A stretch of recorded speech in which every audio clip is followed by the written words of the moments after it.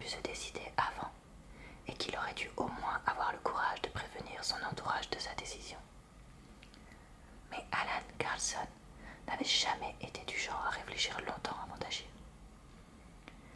L'idée avait donc à peine eu le temps de germer dans l'esprit du vieil homme qu'il avait déjà ouvert la fenêtre de sa chambre, située au premier étage de la maison de retraite de Malm Coping, dans le Södermanland, et qu'il s'était retrouvé debout sur la plate-bande dans le jardin. L'acrobatie l'avait un peu secoué, ce qui n'avait rien de très étonnant, vu que ce jour-là, Alan allait avoir 100 ans.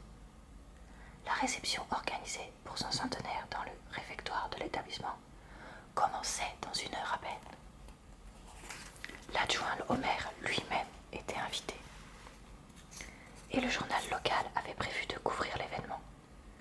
Tous les vieux étaient évidemment sur leur 31, ainsi que le personnel au complet, avec Alice la colère en tête de peloton. Seul le roi de la fête allait manquer à l'appel. Lundi 2 mai 2005. Alan Carlson restait un petit moment indécis, planté au milieu de la plate-bande de pensée qui courait tout le long de la maison de retraite. Il portait une veste marron et un pantalon assorti. Au pied, il avait une paire de charentaises de la même couleur. C'était loin d'être un parangon d'élégance, mais qui peut prétendre qu'il le sera encore à 100 ans? Il fuyait sa propre fête d'anniversaire, et c'était aussi une chose qu'on fait rarement à cet âge-là, principalement parce qu'il n'est pas fréquent d'arriver jusque-là. Alan hésita à refaire l'escalade dans le sens inverse pour récupérer des chaussures dans sa chambre, mais en sentant la protubérance que faisait son portefeuille dans la poche de poitrine de sa veste, il se dit que ça irait bien comme ça. En outre, sœur Alice avait maintes fois prouvé qu'elle disposait d'un 6e sens. Chaque fois qu'il planquait une bouteille d'alcool quelque part, elle la trouvait. Et la connaissant, elle était sûrement déjà en train de tourner et de virer là-dedans, avec la sensation que quelque chose n'allait pas. Il valait mieux continuer sur sa lancée. Ses genoux émirent un craquement lugubre quand il sortit du parterre de fleurs. Autant qu'il se souvienne, le portefeuille contenait quelques billets de 100 couronnes. Il se demanda si ce serait suffisant pour un homme en cavale. Il tourna la tête, jeta un dernier regard à la maison de retraite, dont il pensait, il n'y a pas si longtemps encore, qu'elle serait sa dernière demeure sur terre. Tant pis, il pourrait toujours mourir ailleurs plus tard.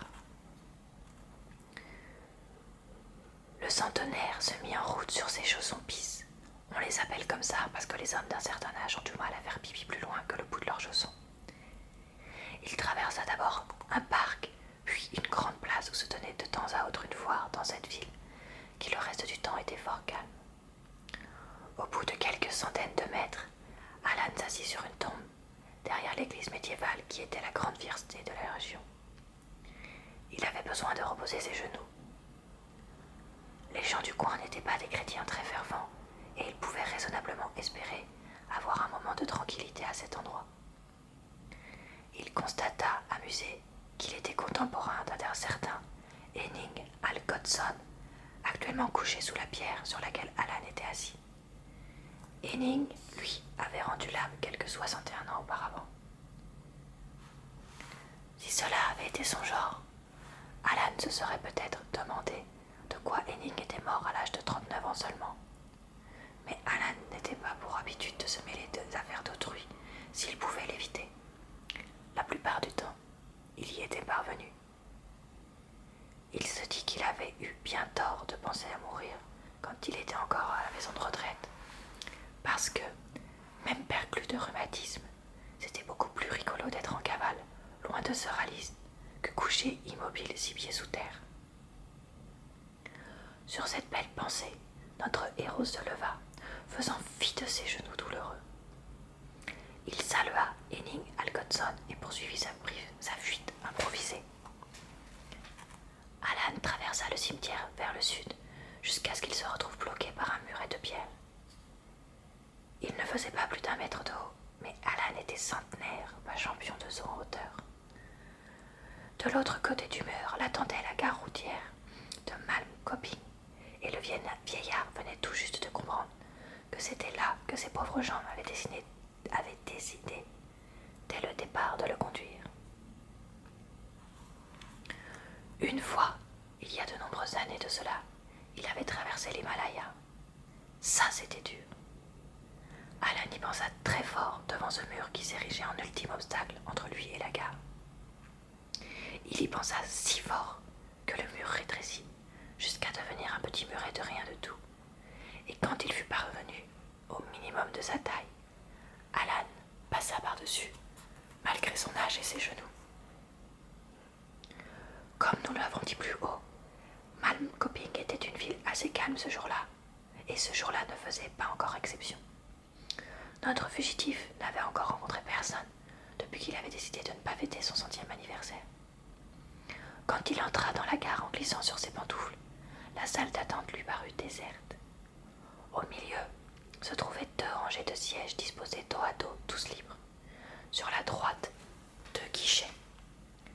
L'un était fermé, à l'autre était assis un petit homme très maigre, avec de minuscules lunettes rondes, une unique mèche de cheveux soigneusement ramenée au sommet du crâne pour cacher sa calvitie, et un gilet d'uniforme.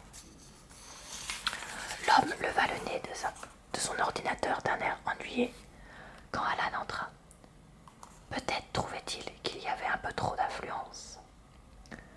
Alan venait en effet de découvrir qu'il n'était pas le seul voyageur dans la salle d'attente. Dans un angle de la pièce se trouvait un jeune homme dégingandé, aux cheveux blonds, longs et gras, à la barbe clairsemée, portant une veste en jean avec dans le dos l'inscription « Never again ». Le jeune homme ne devait pas savoir lire car il tirait de toutes ses forces sur la porte des toilettes pour handicapés, alors qu'un panneau d'affichage indiquait clairement en lettres noires sur fond jaune « Hors service ».